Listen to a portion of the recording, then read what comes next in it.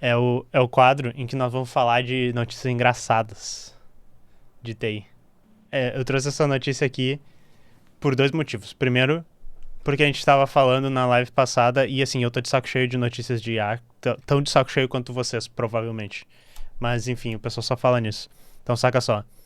Autor de ficção científica, deixa eu dar um zoom aqui. Escreve 97 livros com auxílio de IA em 9 meses. Aí, by the way, só dando a fonte sempre, eu trago o resumo das notícias que o Felipe Deschamps faz.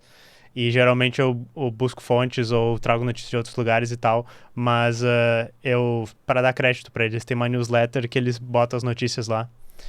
E saca só, basicamente esse cara tava escrevendo com o chat GPT as histórias de ficção científica e usando o Midjourney, que é uma IA que cria imagens também, para criar uma série inteira de livros, 97 livros. Ele tava se gabando, isso tá no artigo original, tá? Ele tava se gabando que ele já conseguiu vender 574 cópias dos livros e já ganhou $2.000 vendendo isso. E eu sinceramente achei pouco. Isso é uma coisa que a gente volta na discussão que a gente teve semana passada, que inclusive o vídeo tá destacado aqui. Eu não sei se eu vou criar um canal do YouTube pra botar eles, mas eles estão na Twitch, por enquanto. Na semana passada nós falamos sobre como as IAs estão sendo usadas para criar música e também tem bots e coisas que são usados para consumir essas músicas nas plataformas, para inflar os números. E a gente tem um ciclo inteiro de não pessoas fazendo arte e consumindo arte só para gerar números e dinheiro nas plataformas e tal. E é meio decepcionante, assim. A gente fiz toda a reclamação lá de que, tipo, ah, nossa, mas que grande decepção que a gente tá o tempo inteiro, assim, tipo, a gente queria fazer arte, a gente queria só sobreviver, ter uma casa, ter comida, e os robôs estão fazendo arte. Não dá dinheiro nenhum fazer arte e a gente ainda tem que trabalhar em fazer trabalhos precarizados e tal, enquanto coisas criativas são feitas por robôs. Mas ele é quem tá ganhando ou a IA como ghostwriting, não, do autor. No caso, ele tá ganhando, ele tá vendendo os livros. Eu não sei como é que funciona a licença quando tu faz uma coisa com chat GPT. Eu acredito que esse cara se preocupou em saber se, tipo, sei lá, se a OpenAI não é dona do direito autoral do que se escreve. Eu até acho. É uma boa pergunta. Eu acho que a gente podia procurar isso depois. Mas daí tem essa história, eu achei meio decepcionante isso, que a pessoa escreve. Porque assim, tipo, a ficção científica ela é meio que feita pra. Ela é uma história que geralmente expressa preocupações da sua época. A boa ficção científica, na realidade, ela fala sobre o presente e ela faz a gente imaginar, tipo, extrapolar coisas do nosso tempo presente ou problemas sociais pra um futuro de fantasia, assim e tal. Isso que é bom. E daí o cara escreve 97 livros que provavelmente pouca gente vai ler. Eu não sei se não foi o Haddad que comprou todos os livros dele, sabe? Pode ter sido isso também. E daí o cara acabou vendendo essas cópias e ninguém leu, sabe? Mas é meio engraçado, por isso que eu trouxe rapidinho. Mas uma coisa que é engraçada é que eu li o artigo original desse The Register aqui, e no meio do artigo do cara, eles falavam uma coisa que é assim, basicamente, Haddad taxado. Eles falavam tipo aqui, ó. Deixa eu ir pro artigo. Saca só, eles falaram, porque tinha várias notícias de IA junto aqui, e daí eu acabei lendo mais. E daí, olha só, startups estão usando chatbots para coletar dívidas. E aí, Zena Natura, como é que você tá? Então, basicamente o pessoal tá dizendo que, tipo, tu tem uma IA que fica cobrando as pessoas que têm dívidas, tipo o pessoal fazer com telemarketing, essas coisas. Só que é uma IA fazendo isso. E daí ela não cansa. Se tu for mal educado, ela só vai ficar assim, beleza, você está sendo mal educado com o robô. Elas podem ter personalidades diferentes, mais educada, mais malvadinha, policial bom, policial mal. E é basicamente isso que eu disse, IAJ, eu botei IAJ na realidade, ó. AIJ ou IAJ. E essa é a primeira notícia. Essa aqui eu botei como notícia engraçada, mas não tem. Por que eu acho engraçada? O WhatsApp lança a edição de mensagens enviadas. O meu WhatsApp ainda não tá fazendo isso. Eu já desfiz, Matheus, por causa do calabouço fiscal. Mas a nossa aliança com ele sempre foi tênue, né? É foda. O que eu ia dizer, deixa eu fazer o teste no meu WhatsApp aqui. Pra quem eu posso mandar uma mensagem.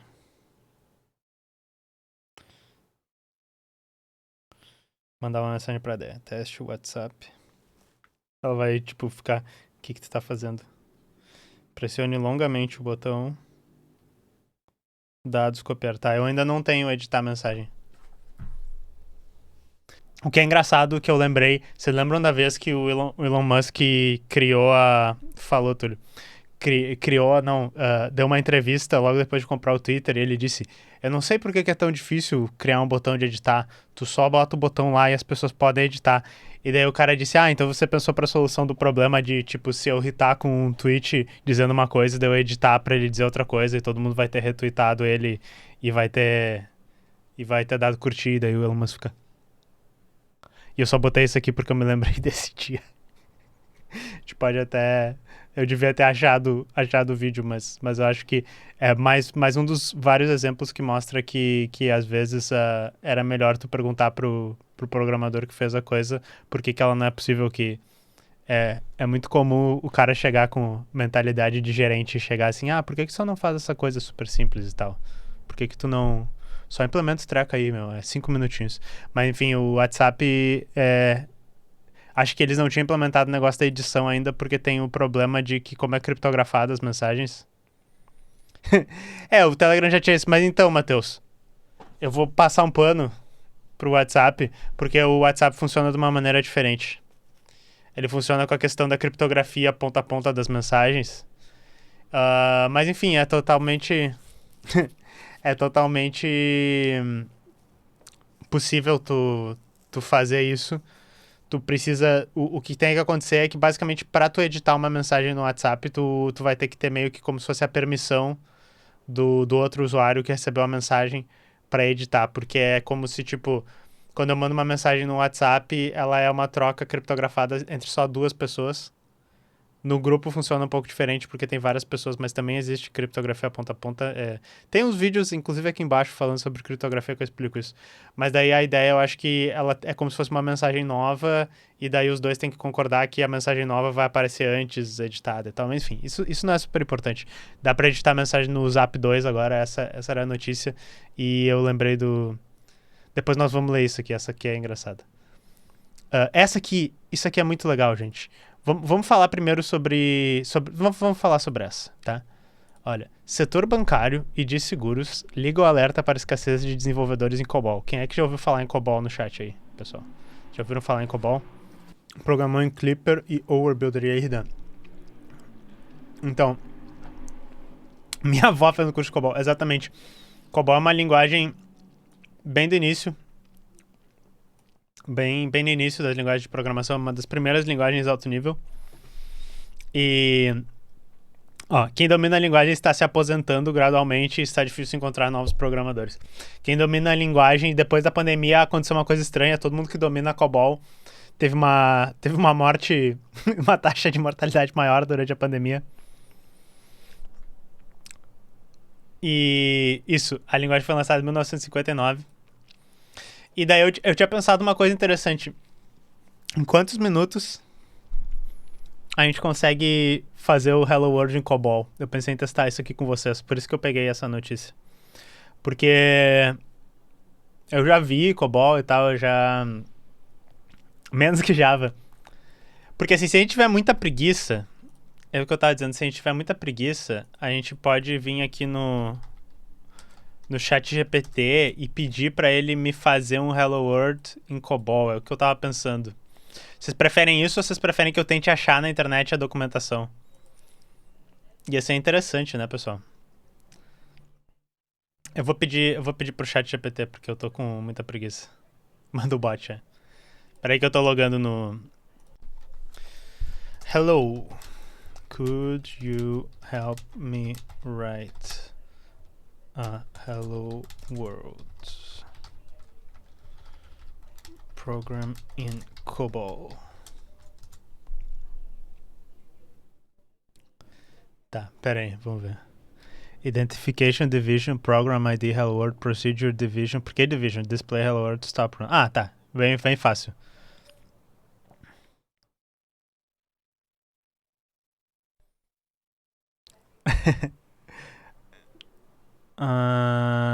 Tá, peraí. How can I compile and run this on Linux?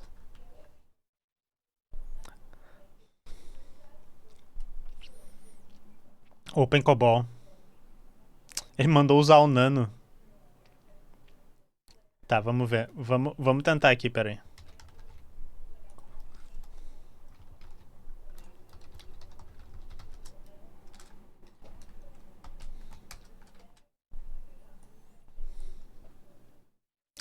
Faz um pouquinho de diferença, sim, porque ele é mais esperto pra algumas coisas em inglês. Tu acha que não faz, Vida? Eu sinto que a resposta muda.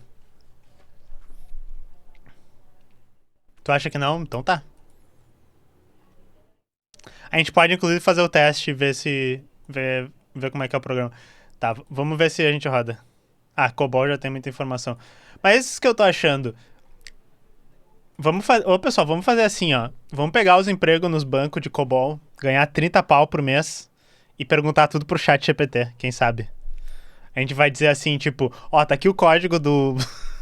Tá aqui o código do Itaú que faz os pagamentos chat GPT. A gente vai colar. Esse aqui é o código. Me diz onde é que tá o bug. É o futuro, né? Tá, vamos ver aqui. Vinha hello world. COBOL.cob. E daí. COBC. Obrigado pelos follows. Ah, ele tá dizendo que tem um. Tá errado o programa? Olha só. Não. Identification Division. Ué. E aí, chat, vocês não sabiam que o programa tava errado. E aí? Tem um problema na linha 7. Que linha 7, meu querido? Não, coluna 7. F. Identif... Esse? Ih. Não, entra no Vim, como é que eu vou sair, né? Vamos ver assim.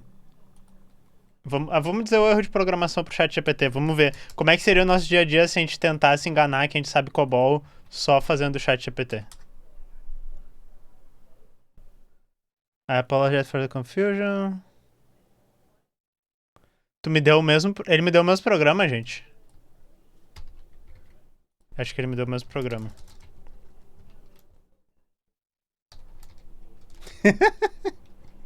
Tá difícil, tá difícil. Tá difícil. You gave me the same code.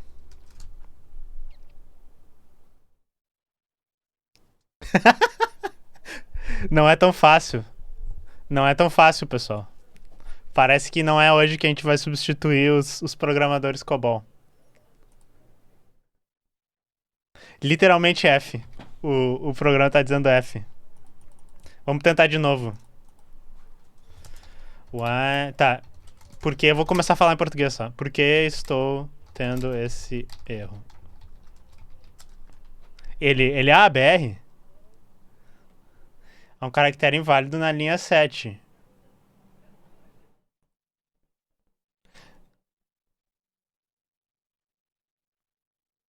Por que separado?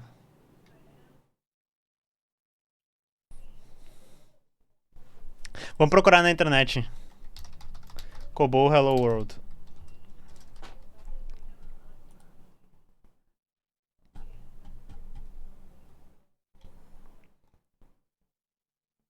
Ué, identification.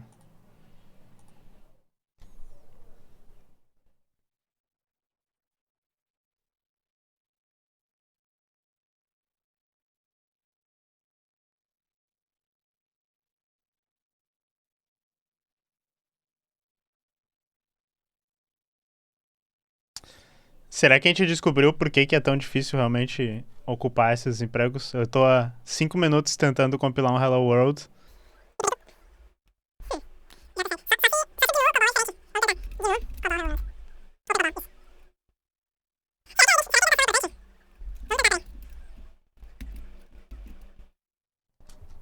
Tá, eu acho que é isso. Eu acho que a indentação é importante.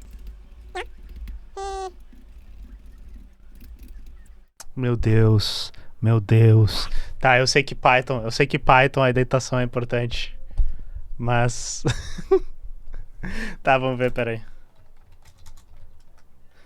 É isso aí, pessoal. Estão prontos pra ganhar 30 mil ao mês?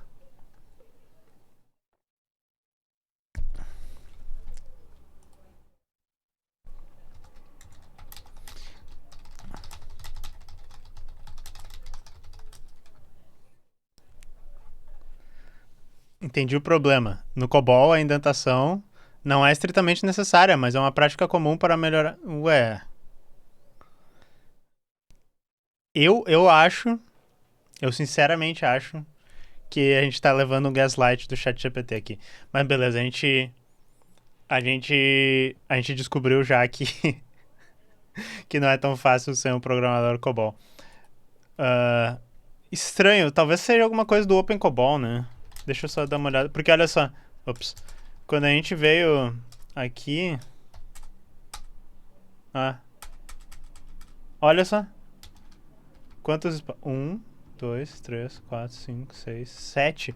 Sete espaços em branco. Qual é o sentido disso? Deixa eu ver se ele compila. Uhum. Chat GPT. Ah, e daí tira a indentação. Vamos ver. Aham.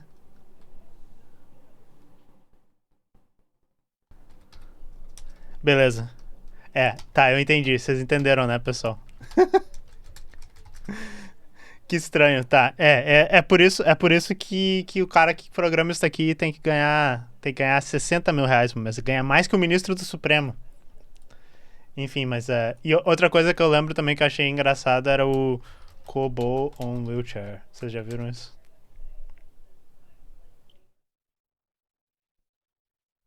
O site não existe ainda. Então, parece que é isso, Matheus. Ué, não tem mais site. Isso é um framework para programação web feito em COBOL. E é uma. E a.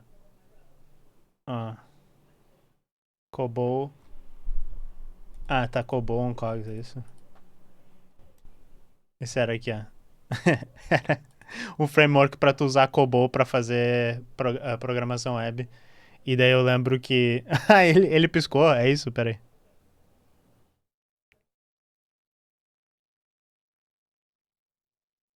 É, ele piscou. E. E daí esse cara fez mesmo, porque o outro era uma piada, eu acho.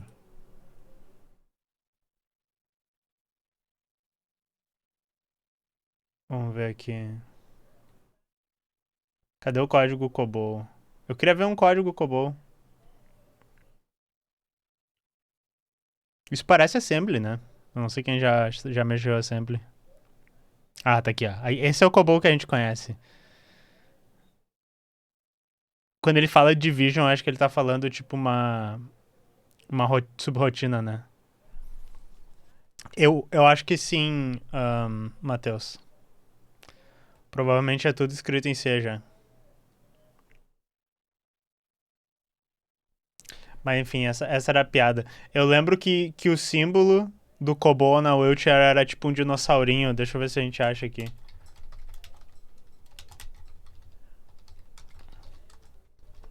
Era um dinossaurinho. Não.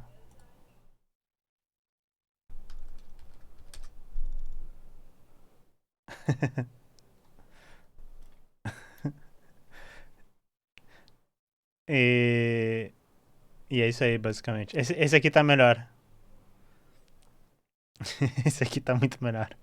Só falta dizer assim, esse website é melhor visualizado num navegador de 640 por 480 pixels. Tem ex-vegano, então.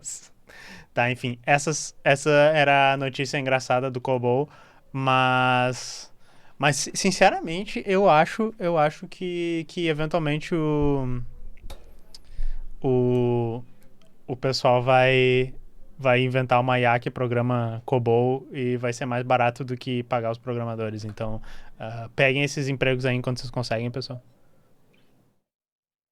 Nós vamos acabar com o COCO, que é essa dupla do COBOL e comunismo, tá ok?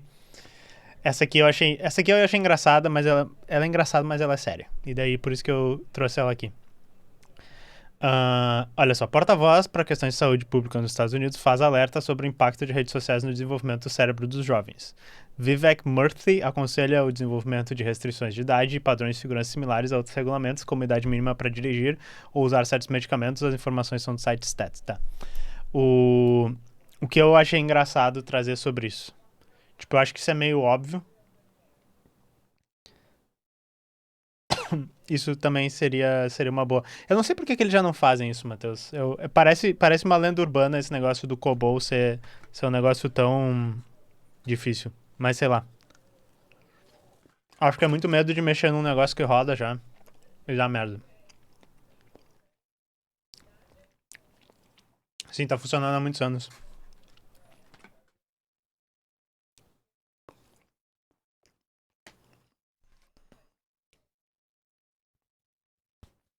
Mas enfim, eles gastam bastante dinheiro mantendo, né?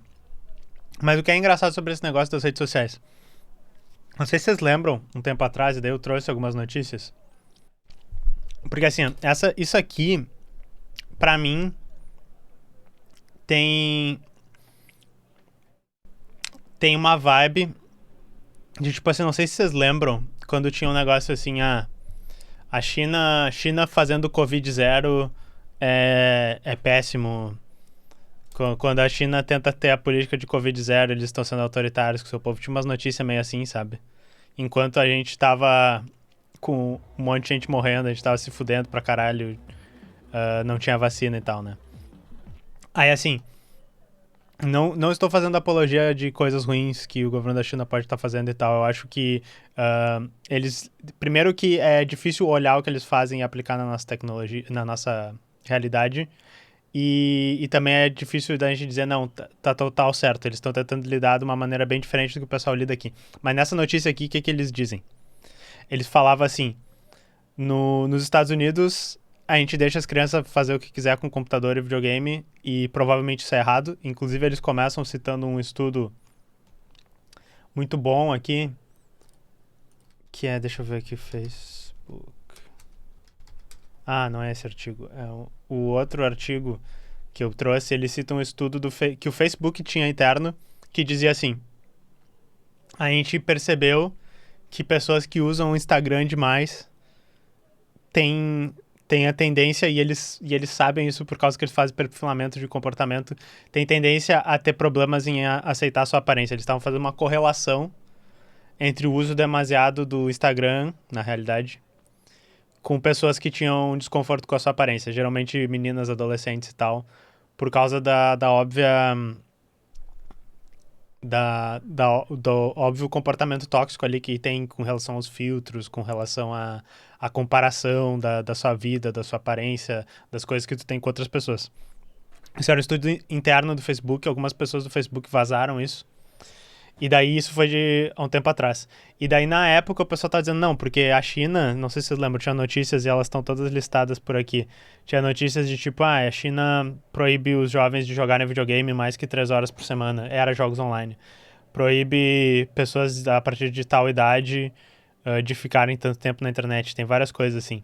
E daí eu acho engraçado que os Estados Unidos, sempre meio rubinho na coisa, o cara pega e chega lá e diz, pô, se pá não era uma boa a gente deixar nas redes sociais fazerem o que quisesse com os jovens.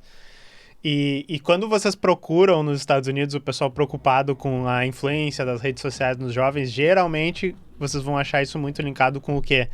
Vocês vão achar isso linkado com TikTok. porque eles têm muito medo do TikTok. Inclusive, eu fui num podcast ontem lá falar um pouco sobre a questão da pele das fake news. E surgiu esse tópico. E total, os Estados Unidos, eles tratam o TikTok como eles deveriam tratar todas as outras redes sociais nos Estados Unidos. Eles dizem, pô, vocês já perceberam que eles estão sugando todos os dados de cidadãos dos Estados Unidos, de jovens, de crianças. Vocês já perceberam que se um membro do governo usasse esse aplicativo, ele ia estar revelando a posição dele, ele ia estar revelando coisas importantíssimas dele, e aí, quem sabe a gente devia proibir isso, quem sabe a gente devia regulamentar. Só que, claro, eles não tratam Facebook, Instagram, o serviço da Google dessa maneira e fazem questão de dizer que os outros países não tratem desse jeito, né? Que, na minha opinião, é um erro estratégico do Brasil e de outros países que meio que nos torna uma colônia tecnológica dos Estados Unidos. Então eu só achei engraçado estar nas notícias engraçadas, porque, tipo, é sempre engraçado ver os americanos, tipo, norte-americanos.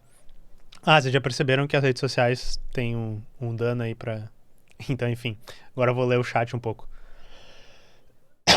Falam de variações da Covid e tal, mas será que na China não tinha variações anteriores à Covid desde 19? Eu não sou especialista nisso, mas eles já tiveram endemias parecidas na China, né? Isso, inclusive, é um dos motivos porque na Ásia, no geral, eles tratam com uma maior seriedade a questão, porque, inclusive, de usar a máscara no inverno, sabe? Tipo, quando chega o inverno e tu tá gripado, eles saem de máscara na rua, que eu acho que é um hábito que a gente poderia começar a fazer aqui no Brasil também, porque isso ajuda muito. Inclusive, um filme que eu gosto muito, que é do mesmo diretor do Parasita, ele se chama O Hospedeiro. Não tem relação de tema. Mas é um filme de 2008, que se vocês verem hoje, eu recomendo muito. É um filme muito divertido. Se vocês verem hoje, vocês vão ver que ele tem um comentário sobre uma pandemia. Mas, claro, é uma endemia. E parece muito a situação da Covid. Só que como é que eles fizeram um filme há 15 anos atrás, na realidade, falando sobre essa questão, porque eles já passaram pelo SARS-CoV algumas vezes antes, né? Ontem tava vendo um vídeo de um booktuber que eu acompanho, ele é de esquerda e é a favor da regulação das redes sociais, daí ele falou do TikTok ser controlado pelo governo chinês e tá... Mas enfim, não é mentira que o TikTok é controlado pelo governo chinês, mas eu acho que as pessoas tratam isso de uma maneira muito exótica. Porque se tu chama ele de controlado pelo governo chinês, eu acho que seria justo tu dizer que o Google é controlado pelo governo dos Estados Unidos, baseado no que o Snowden disse, por exemplo, de que os Estados Unidos pode mandar sugar dado de qualquer pessoa do Google lá pra fazer qualquer coisa e o Google não pode dizer nada, né? Se vocês lembrarem das revelações que o Snowden fez. Então eu acho bem difícil tu só não equiparar as coisas. Se tu equiparar, eu acho que é mais tranquilo. Desculpem. Me lembrou liberalismo para os outros desenvolvimentos. É tipo, exatamente isso, Rida. Eu sinto que o desenvolvimento tecnológico nos Estados Unidos é meio assim. Tu não acha que as redes dos coletivos e criadores de conteúdo comunista podem ser prejudicadas com o pretexto de ameaçar o Estado Democrático de Direito quando se fala em relação? Sim. Sim, eu acho mesmo, Matheus. Com a PL, pode. Eu só acho que o negócio da PL é assim... Ela meio que não vai dar nenhuma ferramenta nova pro Google fazer, ou pro Facebook, ou pro Twitter, tô tentando pensar outras redes, mas essa não vai dar nenhuma... Eu sou a favor da PL. Partes dela, mais ou menos no formato que tá hoje, ela é legal, mas pode ser que o jeito que ela seja aprovada seja estranho. Mas, tipo assim, discórdia. Hoje, as redes já meio que já podem pegar e dizer assim, eu não quero nenhum conteúdo comunista lá. Eu acho que essa PL não vai, digamos, fazer com que elas façam isso. Mais do que elas já podem decidir hoje. Porque eu realmente sinto que é iminente, assim, digamos que, sei lá, cresça mais ainda o conteúdo da Soberana, apareçam mais centenas de criadores de conteúdo comunistas e a internet, tipo, por exemplo, o YouTube, assim, sei lá, os top 10 vídeos, 5 são de pessoas que estão se dizendo comunistas e tal. uma coisa totalmente utópica, assim, o negócio fica muito sério. O Google, ele não precisa de lei do Brasil para retirar esse conteúdo. Inclusive, está nos termos deles que eles podem discriminar conteúdo. E eu acho que, inclusive, essa PL, ela não prevê, por exemplo, que o Google não possa retirar algum conteúdo. Se vocês prestarem atenção, ela basicamente quer que o Google tenha um pouco mais de responsabilidade dentro do que está na lei, sabe? Mas eu realmente acho que hoje o Google poderia decidir, a gente não quer mais comunismo na plataforma. E daí podia assumir tudo, é isso que eu tô dizendo. Então esse é um risco que a gente tem iminente o tempo inteiro. E a maneira que eu vejo isso, e eu acho que a gente tem discutido isso um pouco com o pessoal da Soberana, com o pessoal dentro do Discord lá da Soberana, com o pessoal de movimentos aqui, de trabalhadores de TI e tal, é que agora que a gente tá começando a ter um pouco de tração, de ter pessoas, eu não diria chance, porque se tu é do movimento software livre, já tem outro nome, que seria as plataformas federadas, esse outro tipo de coisa. O momento que a gente tá chegando pode ser o momento em que a gente tem tanta gente interessada realmente na questão de fazer de fazer uma revolução mesmo, tá? Eu não acho que é iminente isso. Mas a gente tá chegando numa massa crítica de pessoas que aquele sonho do movimento software livre, que a gente tinha, tipo, no início dos anos 2000, lá em 1990 e poucos, que era de ter plataformas livres, que são controladas não pelo interesse econômico, mas por uma comunidade de pessoas que tem interesses comuns e que não vão visar o lucro e tal. Esse sonho, ele tá mais próximo hoje porque a gente tem um motivo para fazer isso.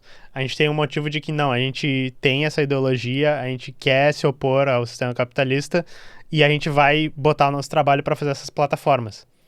Então a gente tá chegando no momento que talvez, e eu tô sendo bem utópico aqui, porque talvez demore mais, talvez mude muitas coisas, mas nós estamos chegando perto do momento em que vai fazer sentido esse papo todo que tinha de criar nossas próprias plataformas federadas, nossas próprias redes sociais, nossos próprios meios de comunicação, porque essas coisas elas são incipientes, elas existem, mas é muito difícil tu justificar, por exemplo, criar uma rede social onde só tem vídeos de comunistas e tal, porque hoje a nossa estratégia é outra. Hoje a nossa estratégia é ir onde as pessoas estão.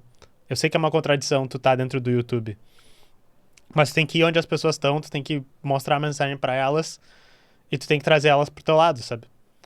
Só que no momento que a gente começar a ser hostilizado, se a gente tiver um movimento forte o suficiente, a gente vai começar a ter nossas próprias plataformas.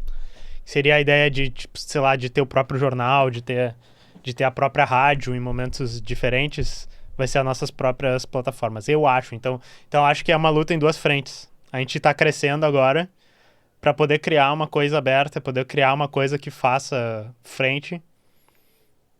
E é muito difícil, inclusive. Porque, tipo, só cortar o cabo da internet estragaria... Ah, o país inteiro vai ficar sem internet, sim. Mas estragaria a comunicação e tal. Então tem muita organização ainda para rolar nessa questão. Deixa eu ver, mas se, por exemplo, o conteúdo é retirado e se entra na justiça para ele voltar, com essa pele não ficaria mais fácil ou não? Eu acho que em alguns casos ficaria mais fácil, tá? Porque o que acontece? Hoje, as plataformas elas não têm muita obrigação de te explicar o que aconteceu com o conteúdo. Então, não sei se vocês já ouviram criadores de conteúdo falando sobre isso por exemplo, assim, minha conta caiu no Instagram e eles não me dizem por quê e não me responde o suporte. E daí, por exemplo, acho que tem o caso do João Gordo, que ele entra com o processo lá, a justiça dá ganho de causa, que a conta tem que voltar, ou eles têm que explicar por que a conta teve que cair e tal. E eles só não explicam, e daí ele ainda ficou ganhando dinheiro de multa e tal, porque eles não explicavam. Tem a questão de, por exemplo, tem os vídeos do canal do Ian, lá do História Pública, que falam sobre a Ucrânia. E esses vídeos, um deles ficou restrito por motivos, que ele diz, conteúdo sensível. E um deles não tá restrito, mas se tu vê os dois, eles têm um alcance muito menor do que os outros. E não é uma questão de, tipo, esse assunto não é interessante. Tem assunto que as pessoas mais interessam na internet do que a questão da Ucrânia. Eu posso até mostrar pra vocês. Vamos ver como é que tá a situação. Mas tu vê os vídeos antes, os vídeos depois. E eles têm muito menos engajamento. E o YouTube só, tipo, não diz porquê, sabe? Então, de certa maneira, a PL lá, a questão da transparência, porque eles têm que explicar questões do algoritmo, eles têm que explicar por que um conteúdo foi removido, eles têm que explicar por que um conteúdo é impulsionado, por que ele é recomendado. Todas essas coisas as redes sociais também não querem, porque além de ser difícil para eles expor o modelo de negócio assim, esses casos podem ficar mais... Olha só, vamos ver aqui, ó. Para mim, isso aqui é... Tá, tem um contra-exemplo aqui, tá? Mas saca só, nós temos aqui... Desde o início do canal. Meio que o canal aqui, esses vídeos aqui eram tipo uns reacts, né? Esse é o primeiro vídeo grande, Revolução da Albânia, 157k, Realismo Capitalista 500k, Novo Ensino Médio 330k, Lenin News Trotsky 360, Cynthia Chagas 320, Laos Parte 1, que é um cult favorite, Rubio com Shadowban no Instagram, o Conviction falou, exato, esse tipo de coisa. Thatcher 600, Think Tanks 300, um dos melhores vídeos, inclusive, recomendo. A Euromaidan tem 136. Vamos ver o que acontece quando eu clico nesse vídeo aqui.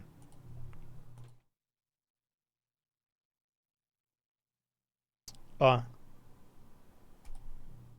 Por causa disso aqui, tá? Daí eu consigo ver. Mas por causa disso aqui, eu imagino que o vídeo não é recomendado. E ele não é... E ele tem um alcance reduzido, tá ligado? E vamos ver aqui o Holodomor também. O Holodomor é engraçado, porque também ele... Pode ser que o vídeo tenha flopado perto dos outros. Mas ele, pra mim, tem um desempenho muito parecido com esse aqui. Os dois saíram juntos.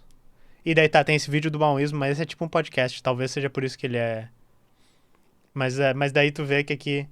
Tá, tem alguns contra-exemplos. Talvez eu esteja sendo meio conspiratório. Porque tem esse... Se bem que esse vídeo tem TikTok no título. E daí tem a outra teoria de conspiração.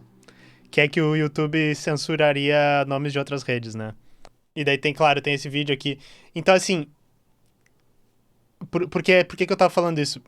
Evidências anedóticas, né? Eu sei que é uma evidência anedótica. Mas, tipo... Esse vídeo aqui, se não me engano...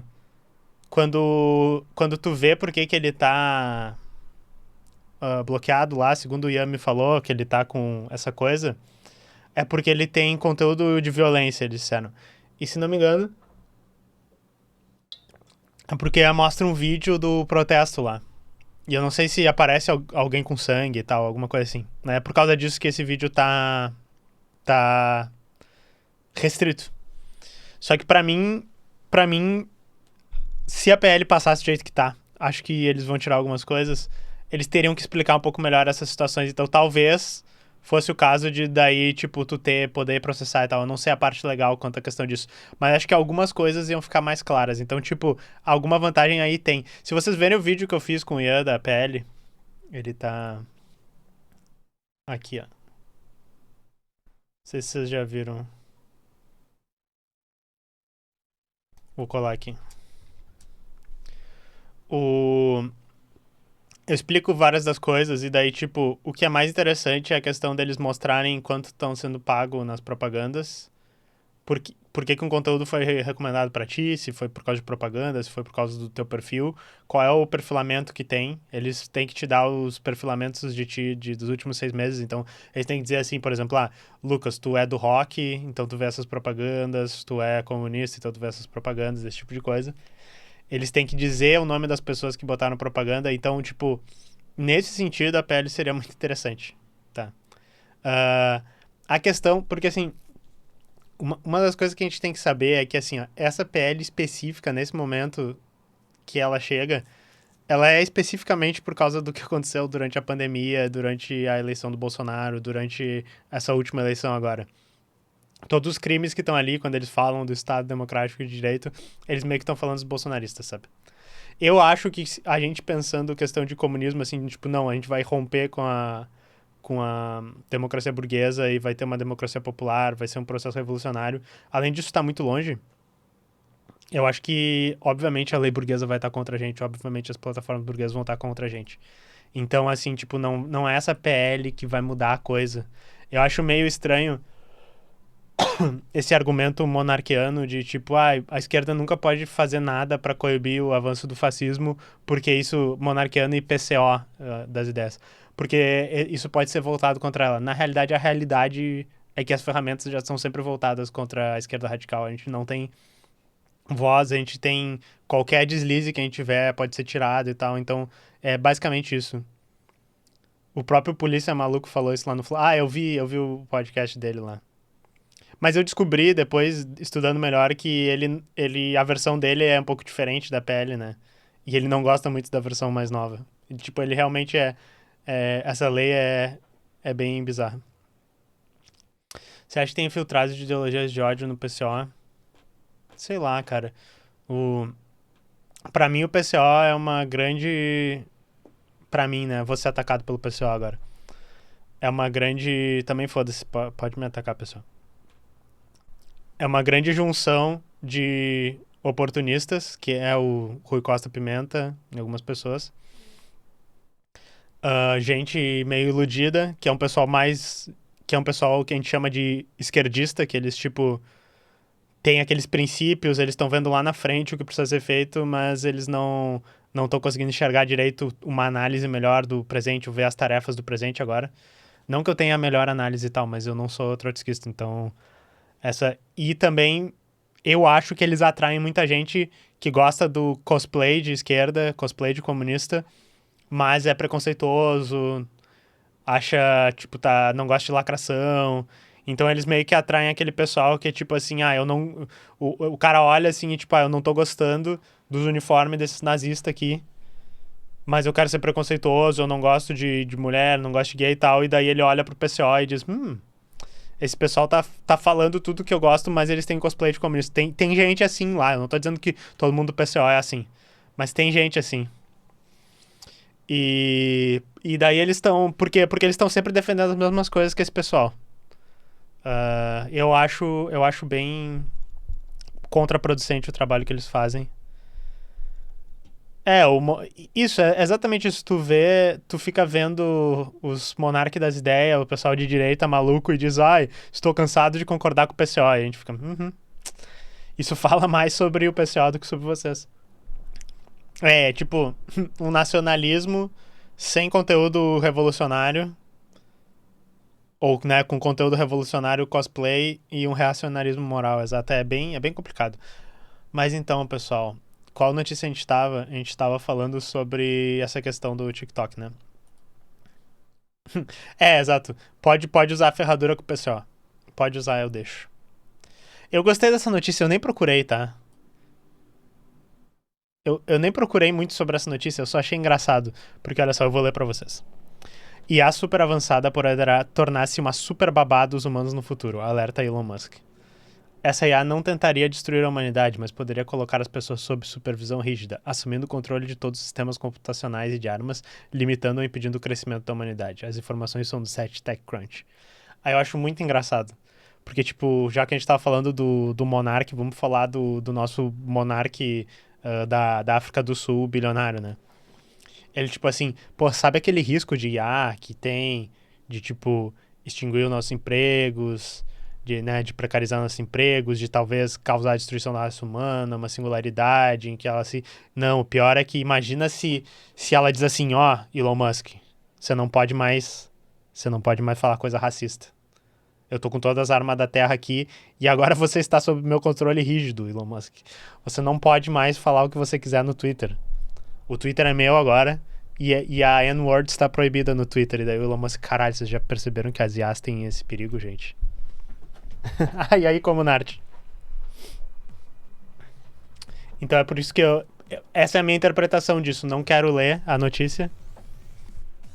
Pra mim é isso que eu imaginei o Elon Musk falando. Era com o Rui Costa. A gente tava falando exatamente disso, cara. Tu sabia, né? Alguém disse, tem alguém falando. O meu detector de Rui Costa e Monark apitou aqui. Tá, beleza. Vamos pras notícias sérias. A gente tá lendo notícias. Tem... Precog, exato. Tem algumas notícias sérias aqui. E... Deixa eu ler aqui. Eu acho que aconteceu algo meio triste com ele. Tipo, os fãs dele lá eram muito radicais de direita. Daí pra satisfazer esse público ele foi virando radical de direita. Pois é, eu não sou um grande conhecedor. Eu não sou um grande sommelier de Monark. Eu realmente não peguei o tempo que ele jogava Minecraft, mas pode ser que essa análise esteja certa. E eu acho, tipo, eu faço a conexão com alguns YouTubers que lá, gringos lá de fora, que é um cara que eu até hoje eu acho legal o conteúdo, que é o Ethan Klein, e o iDubbbz, e eu cito o iDubbbz também por causa da controvérsia que teve recentemente. Mas, tipo, o Ethan Klein é um cara que eu parei de seguir ele lá por, sei lá, tipo, 2018, alguma coisa assim. Porque, tipo, ele começou fazendo um conteúdo meio assim, eu rio de todo mundo, eu zoo todo mundo. E o público dele virou um bando de gente de direita que acabou virando trumpismo, Gamergate, aquelas coisas reacionárias nos Estados Unidos. E ele meio que, eu percebi, assim, eu não sou um gênio, acho que várias pessoas perceberam isso, que ele ficou meio refém desse público, que nem tu disse. Ele, tipo, toda vez que ele tentava fazer um vídeo que saía um pouco do script do que esse público esperava, ele era achincalhado. E, tipo, não é aquela coisa assim, o público. Pô, que chato, tu fez um vídeo chato. O pessoal é o reacionário fascista pra caralho, sabe? Então eu sinto que. E daí ele fez, eventualmente ele largou isso e daí ele virou persona não grata, assim. Ele é. Ele é cuck, ele é simp, ele é. Traiu o movimento, ele é um merda, não sei o quê. E aconteceu isso. E o iDubbbz meio que passou pela mesma coisa também. Ele tinha um público bem tóxico também. Um público de, tipo, usou todo mundo, mas daí é aquela coisa assim, tipo, a internet recompensava, esse público recompensava quando ele tava zoando mulher, quando ele tava zoando alguma questão, sei lá, de gênero e tal. E daí o Adubs também meio que pediu desculpa por causa disso, disse que ia tirar aqueles vídeos do ar, que ele não queria mais ser assim, que ele cresceu e o público dele ficou maluco, tá ligado? E eu sinto que o Monark podia ter feito essa transição, talvez, eventualmente, e ter dito assim, pô, gente, eu tinha 18 anos de idade, agora eu tenho 30 anos de idade, 31, eu sou um adulto, eu não posso continuar fazendo vídeo de terra plana, mas o Monark meio que, tipo, eu disse assim, foda-se, eu sou isso mesmo. O Monark tá muito na cara do gol pra radicalizar, mas fica na teoria de conspiração, chuta pra fora. Pois é, não sei. Eu entendo, mas é isso, assim, eu acho que ele olhou pro abismo demais. Eu acho que essa questão do radicalizar é um dos motivos porque, tipo, eu não sou o melhor comentarista político da Soberana, acho. Mas pra mim é um dos motivos porque o fascismo cresce, assim. Porque, tipo, a radicalização, o próprio capitalismo vai te moendo e te radicalizando. Só que se tu não tem um movimento de esquerda pra, tipo, te organizar, te dar uma formação e, tipo, te dar algum objetivo que faça alguma diferença, alguma coisa que, tipo, te dê uma perspectiva de futuro, é mais fácil tu cair pra teoria de conspiração, pro racismo, pra, pra essa questão de, tipo, achar alguém que a culpa no monarca é as oligarquias, só que daí, tipo, o monarca é tipo aquele... O monarca, ele é tipo assim, ele poderia entender que a burguesia e o governo estão juntos, que tem a questão do capital, superestrutura, mas ele prefere dizer, não, são as oligarquias, e daí da oligarquia pro judeu, tá ligado? Pra ele dizer isso é muito próximo, assim, é muito desconfortável. Mas sim, sei lá, se, temos esperança ainda que o monarca vai achar o caminho. Eu não tenho. Talvez se a gente... Deixa eu comer um docinho aqui.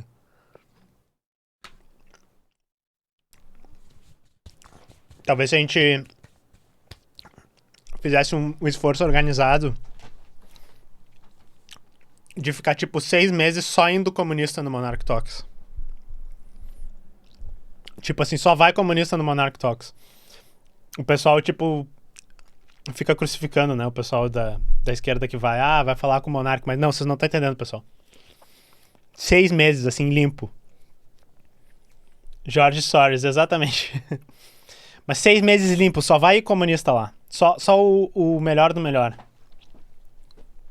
A gente se reveza, a gente organiza, sabe? E aí ia ser bom. Eu acho que ia funcionar.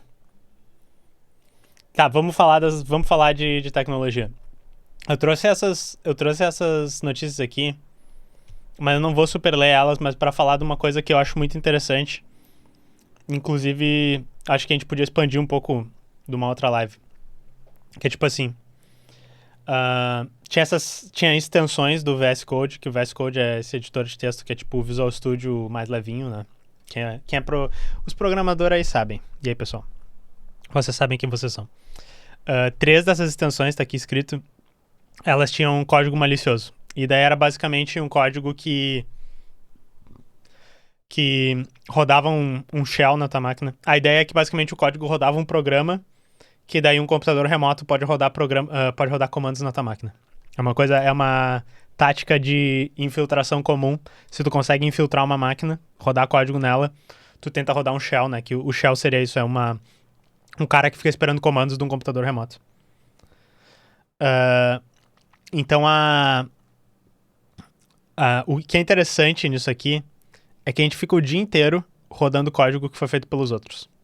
Isso, para falar do software livre e dessas coisas lá, voltar muito atrás, a preocupação inicial do pessoal do software livre é porque na época que começou a surgir os softwares proprietários, que é hoje basicamente o software que a pessoa só dá pra ti e diz, ó, roda isso aí, o pessoal achou muito estranho, porque era artesanal a produção de software. Era tipo assim, eu preciso controlar um hardware que eu pluguei aqui no meu computador, eu leio o manual, ele explica assim, esse hardware funciona assim, quando tu clica esse botão, tal byte liga tal valor, quando tu bota esse valor na memória aqui, vai acender tal LED da coisa, era tudo assim. E daí o pessoal programava eles mesmos. Ou tipo, passava em formato de código, tipo, olha só, eu já programei aqui para usar essa impressora, para usar o exemplo que o Richard Stallman usa. Eu já passei o código que faz essa impressora funcionar, e daí eu passava para meus amigos, ou eu passava para o pessoal da faculdade e tal. Claro que talvez a questão da industrialização, de fazer software, essas coisas, acabou exigindo que o software ficasse fechado, né? Foi uma questão da conjuntura ali. Mas não conheço PineScript. Mas enfim, a gente tá o tempo inteiro rodando código feito por outras pessoas. E essa questão dos plugins é interessante, porque, tipo, tem um vídeo que eu fiz há muito tempo, é um dos primeiros vídeos que eu fiz no YouTube. Deixa eu ver se, inclusive, eu acho aqui. Eu não vou passar ele, mas vou mostrar pra vocês o link, pra vocês verem depois. Que eu falei sobre uma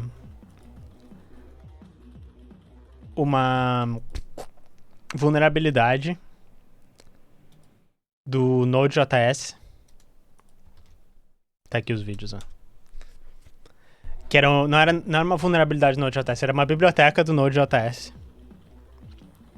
que instalava código malicioso. E o mais engraçado dessa biblioteca do Node.js é que ela era uma biblioteca que tu usava para ela botar X espaços em branco do lado de um texto. Era basicamente assim, eu quero indentar esse texto 7 espaços pro lado. Tu baixava uma biblioteca que fazia isso. E essa biblioteca, alguém meio que tomou controle dela. O criador original da biblioteca largou ela de mão. Aí outra pessoa disse, vou manter essa biblioteca. Adicionou um código malicioso lá dentro. E esse código malicioso, o que ele fazia era, se tu tivesse um software específico de carteira de Bitcoin lá, ele roubava teus Bitcoins. E eu não sei se alguém chegou a ser roubado até descobrirem, mas foi isso que aconteceu. E daí, eu achei interessante essa notícia, porque eles fizeram isso, tá? E daí eu trago... a gente tem sempre esse problema de, tipo assim, o que a gente tá rodando na nossa máquina? Isso era, que nem eu disse, há muito tempo, o movimento de software livre já era uma das grandes coisas que eles diziam. Seria muito legal a gente saber tudo que tá rodando na nossa máquina, poder ver o código, tá? Aí a gente tem essa outra notícia que é a mesma coisa, que é tipo assim, o repositório de pacotes do Python, que é parecido com esse negócio que eu falei da biblioteca, do JavaScript, mas que é para Python. Eles tiveram que parar a submissão de novas bibliotecas por um dia, porque o pessoal tava só mandando tranqueira, só mandando malware lá para ser instalado. Tem a notícia aqui também para vocês lerem.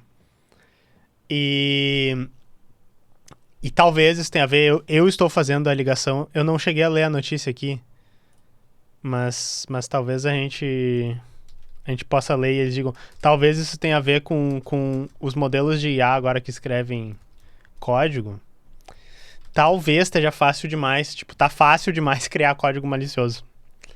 Deixa eu ver se eles falam alguma coisa aqui. Tá, beleza, eles só disseram que, tipo, tem coisas demais, eles não sabem quem tá botando.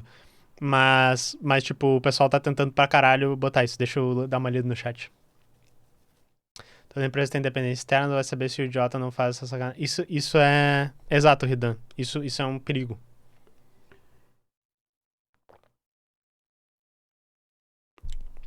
Isso é interessante, Daniel. Eu acho, tipo,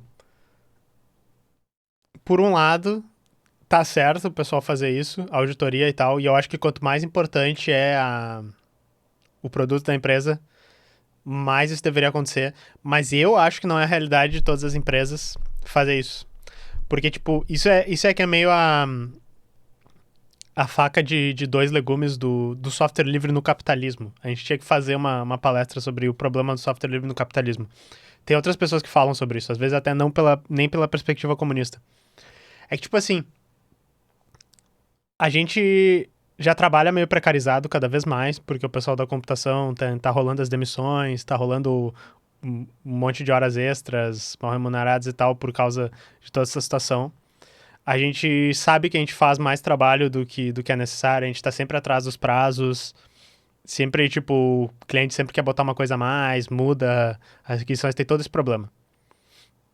Aí, se a gente tivesse que, tipo, prestar atenção em todo o código pronto que a gente encontra na internet, ou até de código que a gente paga, sabe? Às vezes tu paga um plugin, paga um serviço externo. Se a gente tivesse que conhecer o comportamento de tudo isso, seria inviável fazer a profissão de desenvolvimento de código. E eu acho que quem trabalha como desenvolvedor sabe que na realidade é meio que tu mete o código ali e tu meio que reza que ele funcione como funcionou na tua máquina.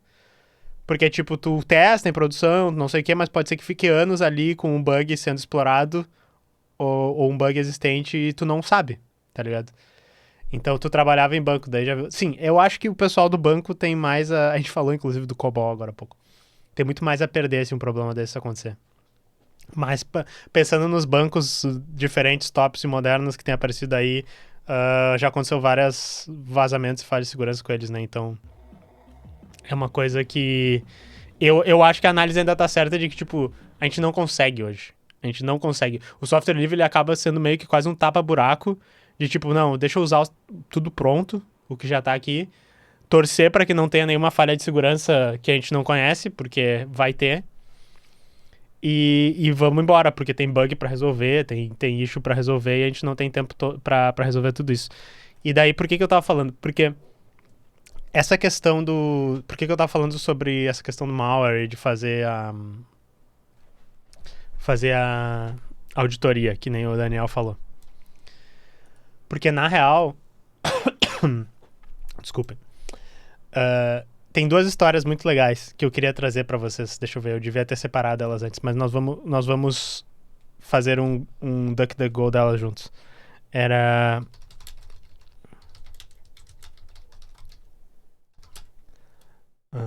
backdoor. Tem essa história muito legal. Ken Thompson, não era o Brian Kerrigan.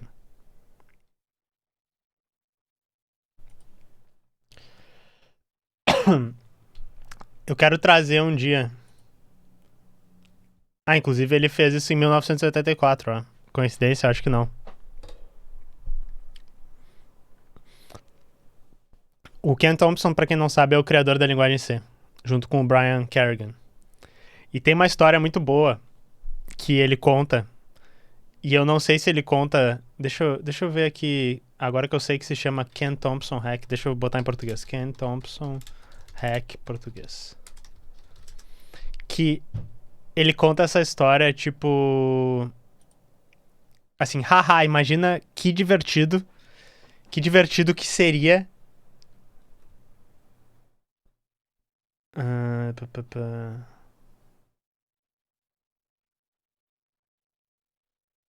Cadê, porra? Tem um texto do Ken Thompson, me dá.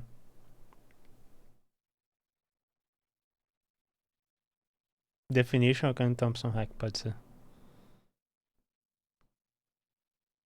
Tá, vamos ver aqui. Daí eu vou traduzir aqui para português. Mas basicamente o que ele diz, tá?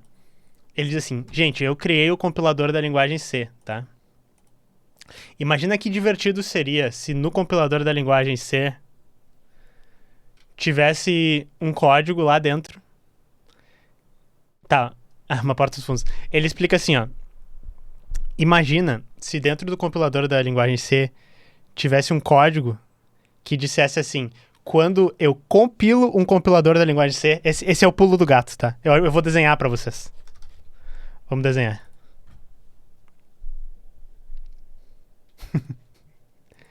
Ele diz assim, vamos tentar, é que é difícil.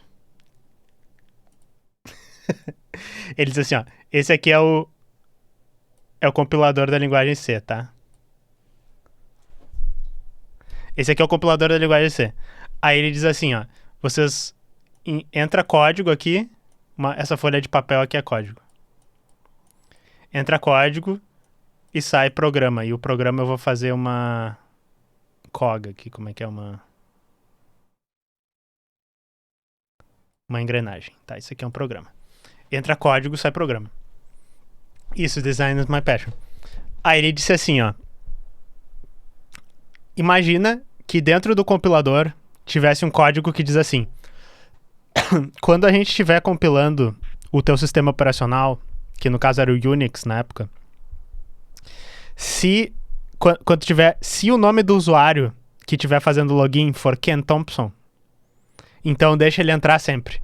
Então a ideia é que ele disse assim, ó, imagina que eu faço o compilador C e dentro do compilador C tem um código que nota que ele está compilando o Unix, ele está compilando o programa login do Unix, que faz o login. Salve, e aí, pessoal? Engrenagem, parece uma engrenagem, pessoal. Ele nota que ele está compilando o programa e ele, diz assim, e ele tem um código lá, if Ken Thompson, deixa ele logar sempre. Então ele disse, imaginem isso, tá? Imaginem que tem um código que faz isso. Então, ou seja, tu compila com esse compilador o teu Unix, na época, o teu sistema operacional, só que daí se tu entrar com o usuário Ken Thompson, ele sempre vai deixar logar, ele vai logar sem senha. Aí tu vai dizer, mas Ken Thompson, como você vai me dar o código do compilador, eu vou olhar o código do compilador e se tiver isso daí, eu não vou usar o teu compilador para compilar o meu Linux. Isso era na época que o software eles distribuíam com código ainda, tá? Então, tipo, o problema é resolvido, né? Porque eu vou olhar o compilador, vou olhar o código do compilador e vou dizer assim, não vou usar esse aqui que está desse jeito. Só que daí o que o Ken Thompson diz? Mas quem é que vai compilar o código desse compilador?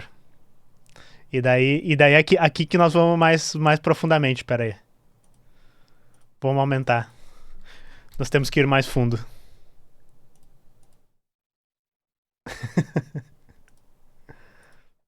E daí ele disse assim, mas imagina que para compilar este compilador aqui, que antes ele também era uma folhinha de papel, eu crio um outro compilador e esse compilador, quando vê o código sem o if, esse código aqui é o código sem o if, tá? Esse compilador vai lá, vê que o código é o do compilador C e ele coloca o código lá. Ele coloca assim, enquanto tá compilando, ele diz, mas se for o Ken Thompson que vai fazer login, tu deixa ele entrar. Então tu vai olhar o código, não vai tá o if Ken Thompson pode entrar, mas o compilador vai adicionar isso no código e vai gerar esse cara aqui. Vai gerar esse... Vamos botar esse aqui é o CC0 e esse aqui é o CC1. Entenderam a lógica? Então, assim, esse cara... Jojo, segunda temporada, exato. Isso é coisa de anime. Olá. Então, ele disse que isso era como se fosse tipo um easter egg. Mas aqui... Não entenderam? É que é complicado. É tipo Death Note, tá ligado? É tipo, eu boto a mão dentro do saco e eu como uma batata.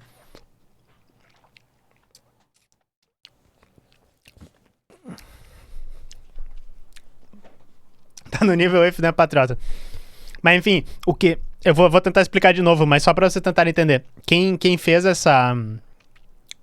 O que cria a paranoia na cabeça das pessoas com essa história é que, assim, quem disse isso não foi, tipo, o Monark da Bell Labs.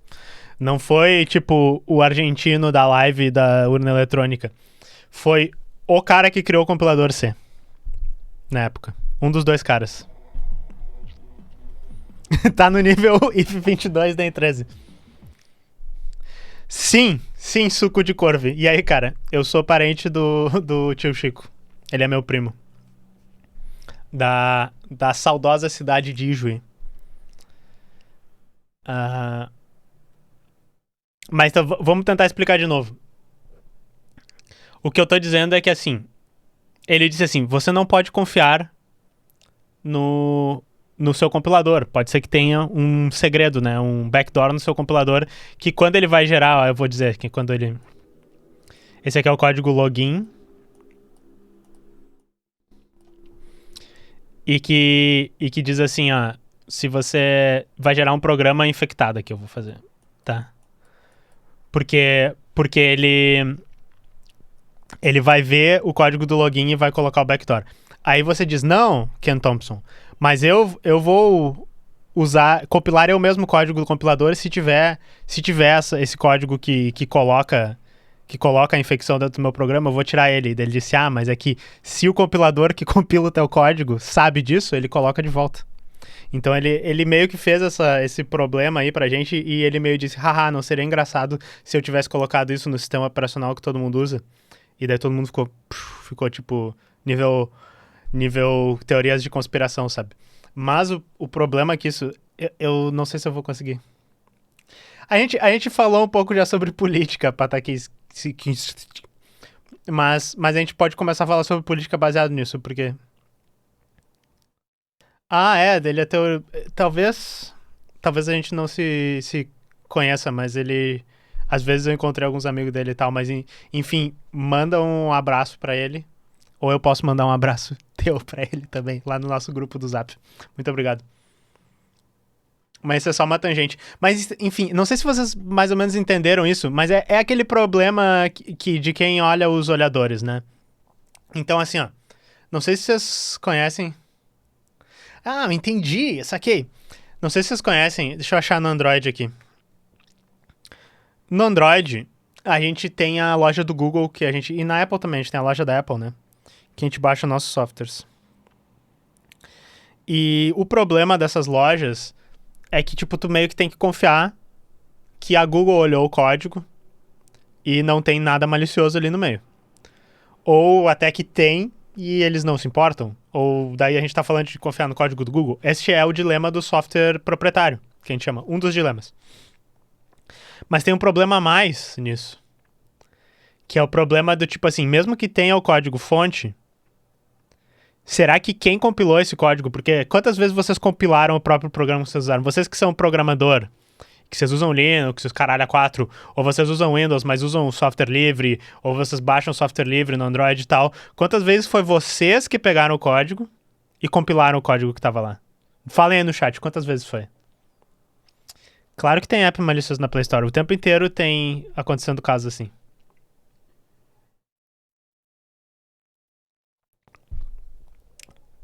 Eu tô esperando vocês dizerem quantas vezes vocês compilaram o código. Acho que o silêncio de vocês já fala, né? Mas enfim. Então, um dos problemas... Já usou o MPI, CXX... O que era MPI mesmo? Ministério Público... exato. O Daniel Abloy. Então, Pakistansky Astronaut. A gente, aqui, nesse quadro específico, estou falando sobre tecnologia e intersecção da tecnologia com política. Então, por isso que a gente entrou numa tangente bem forte de tecnologia. Às vezes nós vamos entrar aqui. Mas eu acho que se eu conseguir acabar esse papo que eu tô me enrolando, a gente vai chegar nas algumas implicações políticas. Mas então, saca só, o que eu tô querendo dizer é que assim, ó, digamos que eu tenho o OBS, vamos usar o OBS, não... O Telegram é um bom exemplo, tá? O Telegram é open source. O mensageiro Telegram é open source. Se eu pegar o meu Telegram, tá? Que é um projeto open source, o que me garante que quando eu tô mandando uma mensagem não tem um código antes de eu mandar a mensagem que tá, sei lá, modificando ela, pra usar um exemplo bem idiota, tá? Modificando ela e mandando ela modificada pra pessoa. Então eu disse, e aí, meu amigo, e ele disse, vai tomar no cu. O Telegram modificou, tá? Tu vai dizer, ah, Lucas, mas é porque, tipo, esse aqui. Vou desenhar um Telegram aqui pra você usar. Olha que bonito. Esse aqui, esse app do Telegram, ele é código aberto. Então eu vou olhar lá na mensagem, na função mandar mensagem, e não vai ter esse código dizendo que ele modifica a mensagem.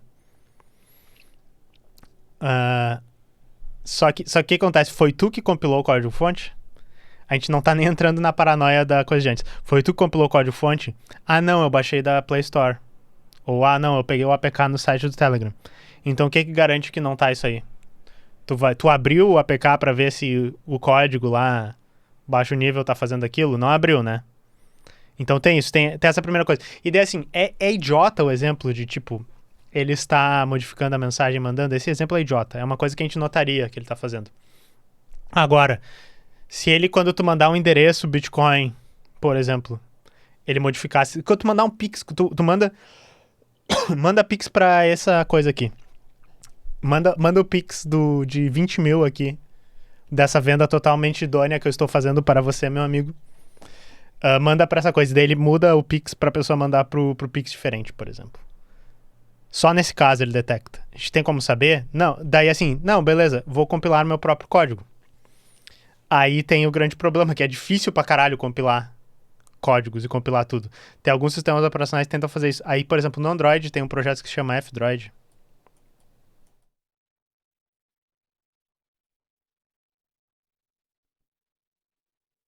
Assim, que basicamente o que eles tentam fazer é que, assim, eles pegam o código dos softwares abertos para Android, fazem um sistema automatizado que fica pegando as novas versões do código e fica sempre fazendo APKs prontos para tu usar. Aí, claro, o que aconteceu? Eles... Hoje tem só F, né? Eles meio que botaram a confiança para outro lugar. Tu tem que confiar no pessoal do F-Droid agora. Mas aí o pessoal do F-Droid, eles têm uma preocupação de transparência, uma coisa assim. Mas por que eles estão fazendo isso? Porque existe esse problema de, tipo assim, não estou só usando o software livre, não estou só usando um negócio que tem o código aberto. Como é que eu tenho certeza que o código que está rodando é o mesmo que é gerado pelo código? Aí o F-Droid tem umas preocupações lá de, tipo, ter transparência, de ele gera o binário e ele vê se numa condição normal, ele geraria o mesmo binário a partir do mesmo código. Eles têm umas coisas assim. Então tem esse problema aqui que eu introduzi, ele é meio que a parte 2 desse aqui. Deixa eu voltar. Depois vamos ver, agora que eu expliquei, vamos ver se esse cara explicou melhor que eu, mas vamos ver. É meio que a parte 2 desse aqui, que é tipo coisas maliciosas dentro de plugins. E daí tem uma outra história que vai ter que ficar para outro dia, porque eu vou sair daqui a pouco. Mas eu tenho que tentar lembrar. Só para vocês lerem se é tipo Crypto Company Hacked Backdoor. Deixa eu ver se eu acho essa história. Eu acho... Não... Depois eu tenho que achar... Eu tenho que achar a história. Porque, tipo... Foi uma empresa de... Twice, se eu escrevi errado.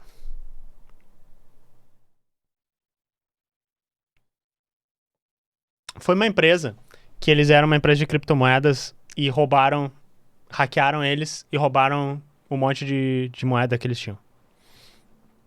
Aí eles ficaram, tipo, uma semana fechado. Eles aumentaram a segurança, pagaram o que precisava pagar, porque foi, tipo, sei lá, foi alguns milhões e tal que eles perderam, mas daí eles, tipo, continuaram operando, aumentaram a segurança, tipo, trocaram o servidor, fizeram tudo assim, tipo, porra, agora tá de boas. Aí eles rodaram mais um pouco, foram hackeados de novo. E eles descobriram que o que aconteceu foi que um funcionário teve o seu PC hackeado. E daí dentro do PC dele tinha um malware que modificava o código para colocar a porta de entrada lá para os hacks do servidor deles. Então é um outro nível também. Isso é uma coisa interessante que eu gosto de falar com vocês dessa questão de, tipo, confiar no software que a gente roda, porque essa história, ela parece um pouco a história do compilador mal intencionado. Não é só a questão de, tipo, confio no código, confio no que o código gerou, tu também tem que confiar em quem gera o teu código, tá ligado? Por isso que eu acho... não. Eu apaguei o meu outro desenho maravilhoso. Eu apaguei. Enfim, na live tá salvo aquele desenho maravilhoso lá que eu fiz dos dois compiladores, música do Arquivo X e tal. Mas vamos só ler. Eu tava voltando aqui. Qual é a definição do hack do Ken Thompson, pra ver se eu expliquei bem. Uma porta dos fundos para o sistema operacional Unix, que foi colocada lá por Ken Thompson, que projetou o Unix enquanto trabalhava para Bell Labs na década de 1980. Ken Thompson hack permitiu que ele fizesse login no Unix enquanto ele estava em execução. No entanto, o hack nunca esteve no próprio código-fonte do Unix. O código foi habilmente escondido no compilador C e inserido no executável Unix quando detectou que estava compilando o sistema operacional Unix. Então, basicamente é isso.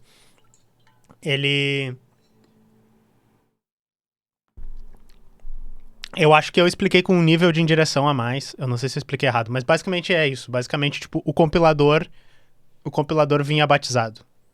O sistema operacional não tinha essa coisa assim, if foi o desenvolvedor, deixa ele entrar. Porque, by the way, ele criou o C, mas ele também criou o Unix, tá? Ele criou o sistema operacional junto também, na Bell Labs lá.